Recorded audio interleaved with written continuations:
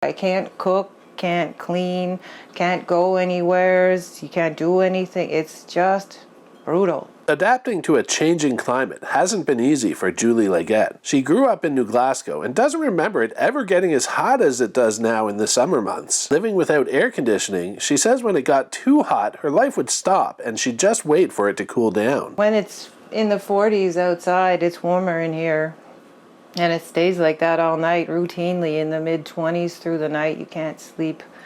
You can't cool it down, and it just goes on for weeks. She couldn't afford an air conditioner herself, living on income disability assistance, so borrowed $450 from a friend to get one when her thermoregulation temperature problems worsened. The unit needed to be on wheels so she could push it from one room to another. Look how easy. She requested the Department of Community Services pay for the unit, and a decision by an appeal board just granted her the full amount. In her appeal, she referred to a report about the health costs of climate change. When you look at the money and you look at the statistics and at what's really happening, it is a crisis, and it's not something that we can afford, and it's not something where we should be leaving people behind. Now, I live in Halifax and work from home, and the summer heat was becoming so unbearable I had to have these installed to provide air conditioning. Now, I did receive a $5,000 rebate from the Greener Homes Grant.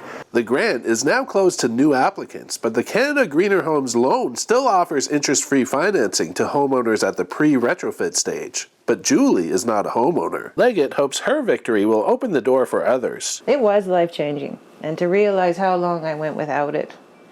And it just makes me feel more compassion for other people. She says she knows of people in her community who would benefit greatly from having an air conditioner if they could afford one. The greater goal is to share that, just an acknowledgement of the need for temperature control, that it is a human need, that people are suffering and dying unnecessarily, so are their animals, and it's costing us way more than an air conditioning unit.